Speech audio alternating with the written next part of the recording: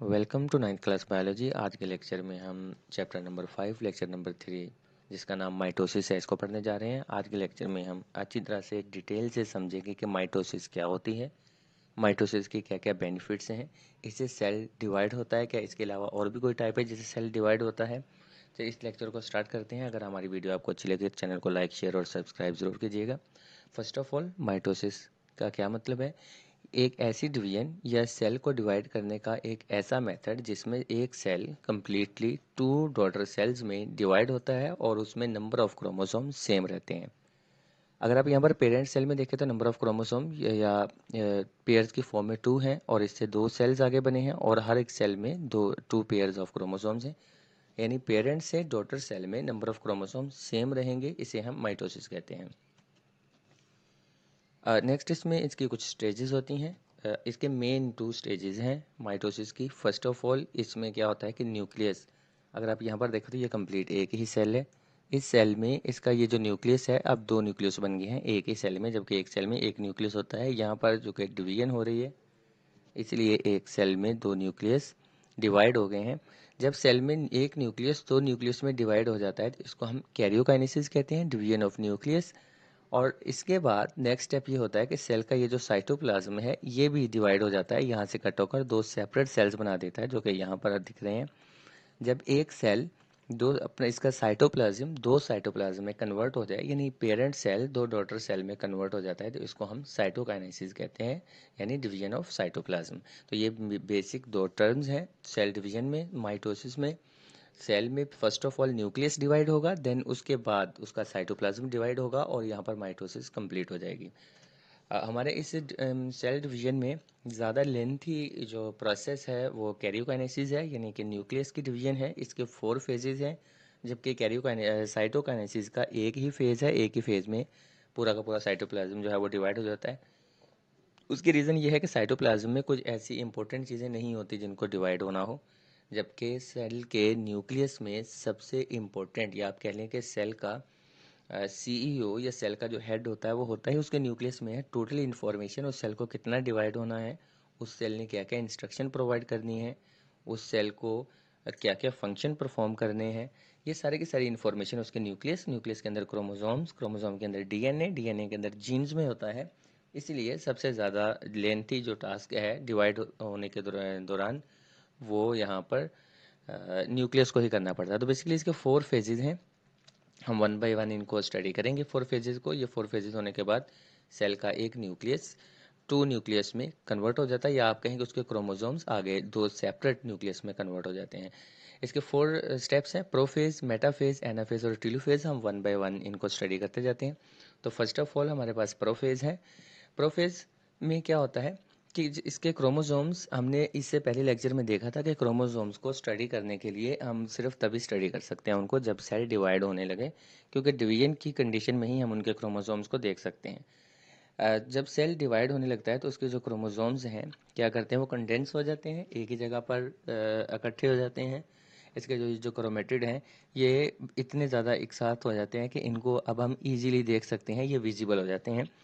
ये कौन सी स्टेज में होते हैं? प्रोफेज में ये काम हो रहा है। फर्स्ट इसमें जो फंक्शन परफॉर्म हो रहा है उसमें इसके जो क्रोमेटिड हैं वो कंडेंस हो रहे हैं, और सेकंड काम इसमें क्या हो रहा है, स्पाइंडल फाइबर इसके बिल्कुल ऑपोजिट साइड पर आकर लग रहे हैं। ये स्पाइंडल फाइबर है, बाय द वे ये सिर्फ एनिमल सेल्स में होते हैं, प्लांट सेल्स में ये स्पाइंडल फाइबर्स नहीं होते, सॉरी ये सेंट्रियोल्स हैं, स्पाइंडल फाइबर नहीं है, सेंट्रियोल्स हैं। इनमें से आगे फाइबर्स निकलेंगे जिनको हम स्पाइंडल फाइबर्स का कहते हैं।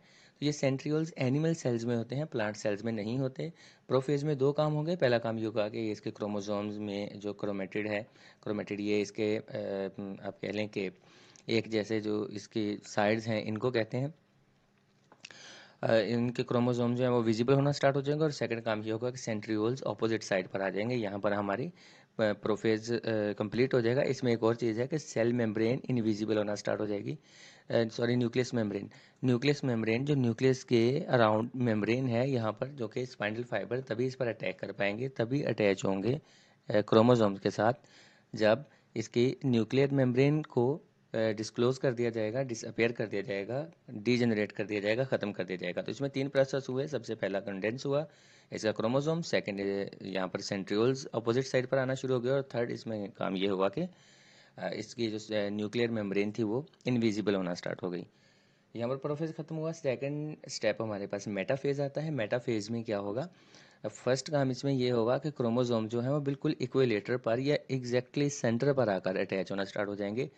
प्रोफेज स्टार्ट होने से पहले ही हमने G phase, S phase, G1 G2 phase में देखा था कि क्रोमोसोम्स ऑलरेडी डिवाइड हो चुके हैं, क्रोमोसोम की एक्स्ट्रा कॉपीज बन गई हैं। अगर 2 क्रोमोसोम के पेयर्स हैं तो वो 4 में कन्वर्ट हो जाते हैं हमारा ये न्यूक्लियस की एडवियन से पहले।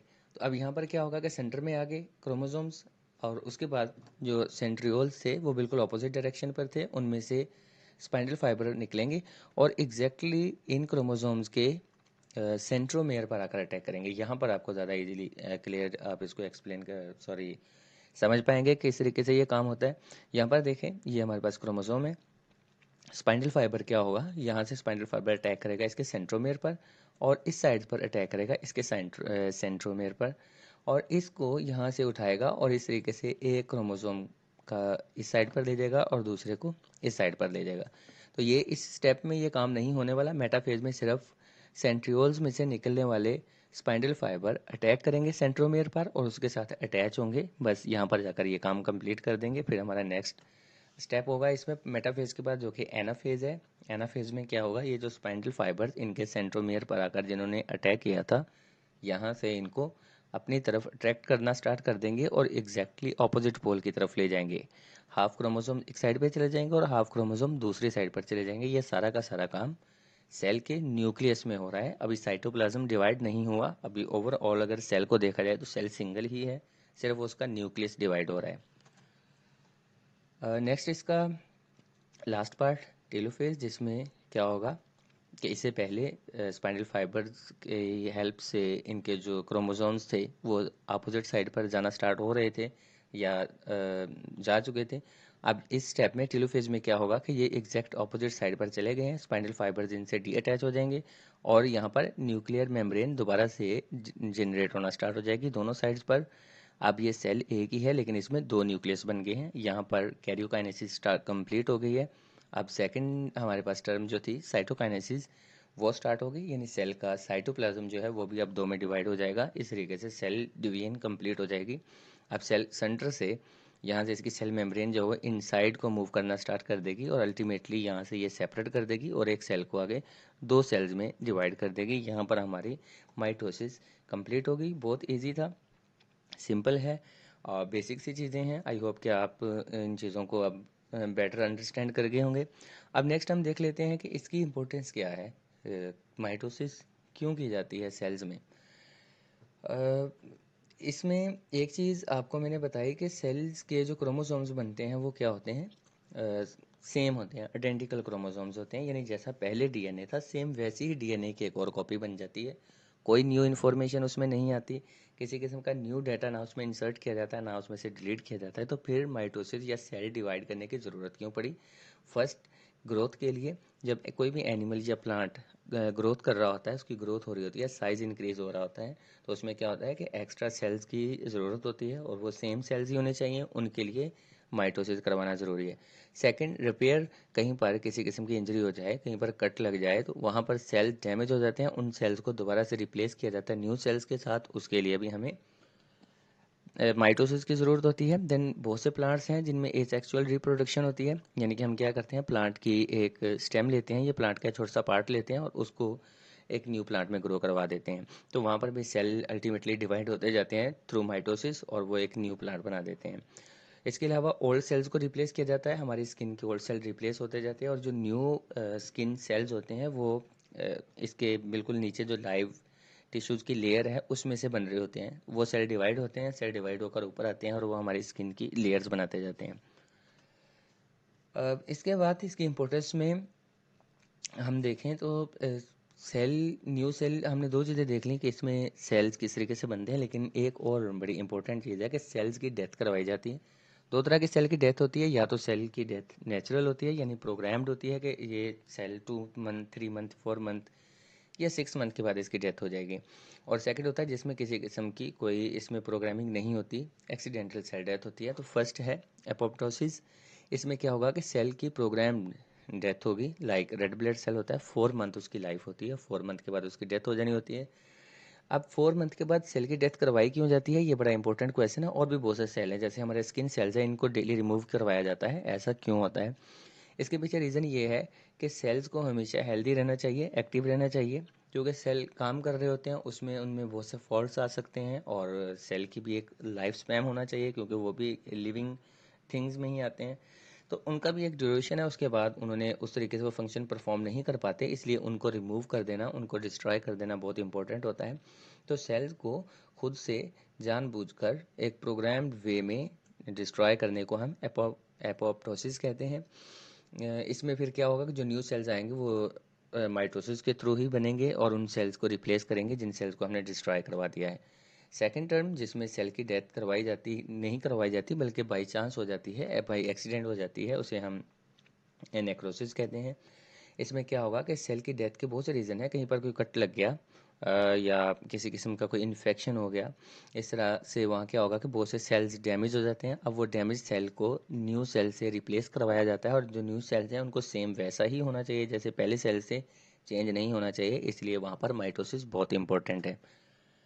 इसके अलावा नेक्रोसिस के बाद सेल डेथ क्यों इंपॉर्टेंट है, वैसे बाय द वे पहले भी हमने थोड़ा सा देख लिया है। एक और टर्म है इसमें कि जब ह्यूमन अगर बेबीज़ की बात की जाए, उनकी जब एक पूरा लिविंग ऑर्गेनिज्म बन जाता है, तो उनके हैंड्स हमारे कुछ इस तरह से दिख रहे होते हैं।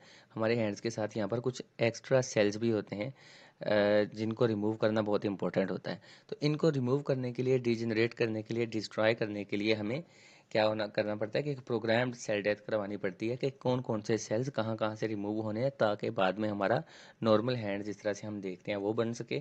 तो ये इस तरह से हैंड्स को, इस तरह के हैंड को इसमें कन्वर्ट करवाने के लिए भी सेल डेथ बहुत इंपॉर्टेंट है। आई होप आपको ये लेक्चर समझ आया होगा। अगर हमारी वीडियो अच्छी लगी हो तो चैनल को लाइक, शेयर और सब्सक्राइब ज़रूर कीजिएगा।